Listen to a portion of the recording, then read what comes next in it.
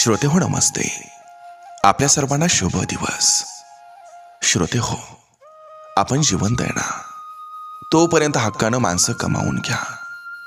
कारण मेल्यानंतर सगळेच रडत असतात, पण अभिमान तेव्हा वाटतो जेव्हा त्या रडणाऱ्या माणसामध्ये अशी माणसं असतात जी आपण असताना सुद्धा आपण नेहमीच असावं अशी अपेक्षा ठेवून जगणारी असतात.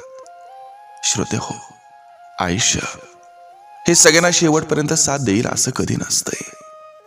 कोणाच्या बाबतीत कोणतं कारण हे ते थांबवेल हे आपल्या कोणालाही सांगता नाही येत. चुकीचं कोण आणि बरोबर कोण या गोष्टीचा पाठपुरावा घेत बसू नका. कारण आयुष्यात असलेला वेळ हा नक्कीच जाणाऱ्या क्षणाबरोबर कमी होत असतोय. श्रोते हो, शब्दांची जादूगिरी करणारा हा सुद्धा आयुष्यात मरणाची लढाई हारणारा असतोय. मागे उरणारी गोष्ट एकच असेल तर ते असतात त्याचं शब्द, अगदीच मनातलं मनापासून सोडलेलं. श्रोते हो, साथ देऊन चला. बघूया आयुष्य कुठंपर्यंत साथ देतंय. पण जोपर्यंत साथ देईल ना, तोपर्यंत हे शब्द हे असं सांगितलं जातील आणि तोच आपलेपणा असेल. नक्की विचार करा. चला, आजही आपल्यासाठी सुंदर विचारांची ही शिदोरी, ही मालिका अशीच पुढे घेऊन आलोय. चला, करूया सुरुवात सुंदर विचारांना, सुंदर सुविचारांना.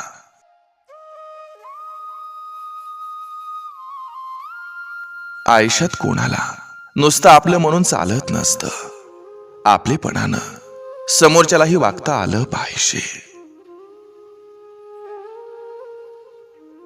शब्दात परकेपणाचा गंध आला की मायेची फुलपाखरंही कधीच उडून गेलेली असतात. आपण मान खाली घालून मोबाईलमध्ये अनोळखी जगात नाती तयार करत असतो. पण खऱ्या खोऱ्या नात्यात थोडी मान खाली घालायला हरकत नसावी. मनातील अहंकाराचं सावट हे निघून गेल्यावर आकाश आणि सागरासारखं प्रसन्न आणि मोकळं वाटायला लागतं. परत परत सांगून सुद्धा समोरचं ऐकत नसेल तर आपण एकदा स्वतःला समजावणं हे योग्य असतं.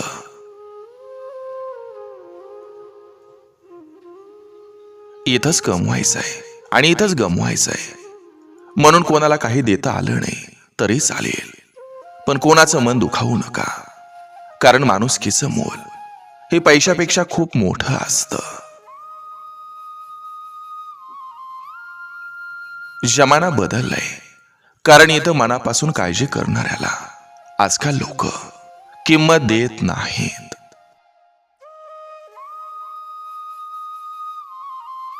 आदर आणि विरोध या दोन्ही गोष्टी करायला जमल्याच पाहिजेत. कारण आदर तुमच्यातली नम्रता दाखवतो आणि चुकीच्या गोष्टीला केलेला विरोध तुम्ही किती जागरूक आहात हे सिद्ध करतो. सारखेच माघार घेणाऱ्याला कुणीच किंमत देत नाही. त्यांचा फक्त गरजेपुरता वापर करून घेतला जातो.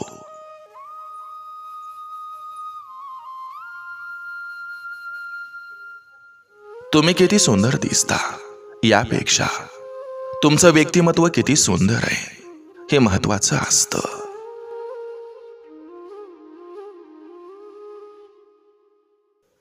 प्रेम पहिलं हे आंधळं होतं, पण प्रेमानं आता स्वतःवर उपचार करून घेतलेत. आता प्रेमाला गाडी, बंगला, चेहरा, बँक बॅलन्स हे सगळं दिसतं, तेव्हाच ते होतं.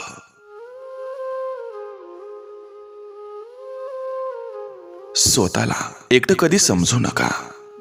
कारण तुमच्यासोबत विश्वास आहे, तुमच्यासोबत स्वप्न आहेत, तुमच्यासोबत एक कला आहे, तुमच्यासोबत एक पॉझिटिव्ह माइंडसेट आहे आणि सगळ्यात महत्वाचं तुमच्यासोबत तुम्ही आहात. माणूस किती गरीब असला तरी त्याच्याबद्दल भेदभाव करू नका. कारण त्याचा काळ आणि वेळ हा कधी बदलेल हे कोणीही सांगू शकत नाही. नात्यातील राग आणि मतभेद हे पावसासारखे असावेत, एकदा बरसून निघून जावेत. पण प्रेम वाऱ्यासारखं असावं, सदैव आजूबाजूला दरवळत राहावं.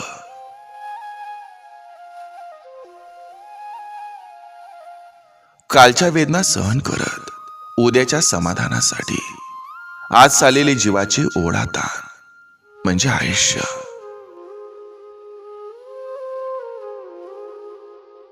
संताप करून मनस्ताप करण्यापेक्षा शांततेत संवाद केल्यास तुम्हाला पश्चाताप करण्याची वेळ येणार नाही. किती राग येऊ द्या, तो कंट्रोल करायला शिकलात तर कोणतंही संकट तुम्ही सहज परतवून लावू शकता. कारण रागातील निर्णय कधी कधी आपलं जगणं हे महाग करून ठेवत असतो. त्यामुळं रागावर ताबा ठेवता आलाच पाहिजे.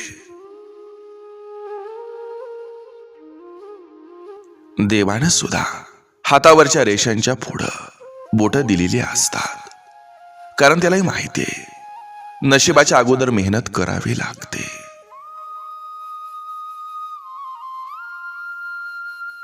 अनावश्यक खर्च करण्याआधी त्या लोकांचं कर्ज फेडून टाका ज्याने तुम्हाला एक चांगला माणूस समजून तुमच्या वाईट दिवसात मदत केली होती. जिथं आपण प्रत्यक्ष उपस्थित नसतो तिथं आपल्यामध्ये असणारे गुण आणि अवगुण हे आपले प्रतिनिधित्व करत असतात. असं म्हणतात की मुलीला आईची किंमत आई झाल्यावर कळते, पण तसं नसतं. आई काय असते हे मुलीला सासरच्या उंबरठ्याच्या आतमध्ये पाऊल ठेवलं की लगेच कळतं.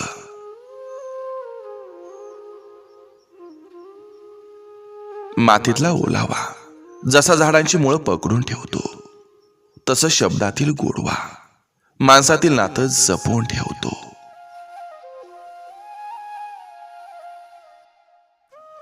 जी लोक तुमच्यासोबत चुकीची वागलेली असतात त्या लोकांना नेहमी हेच वाटतं की तुम्ही ठेवलेलं स्टेटस हे त्यांच्यासाठीच असतं.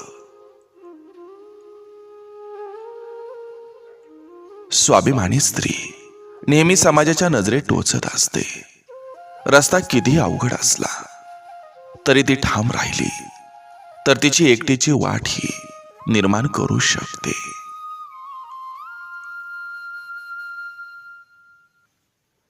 स्वार्थ असावा तो घरातील लोकांमध्ये नसावा. एक वेळ गोड बोलू नका, पण घरातल्या घरात स्वार्थीपणा करू नका.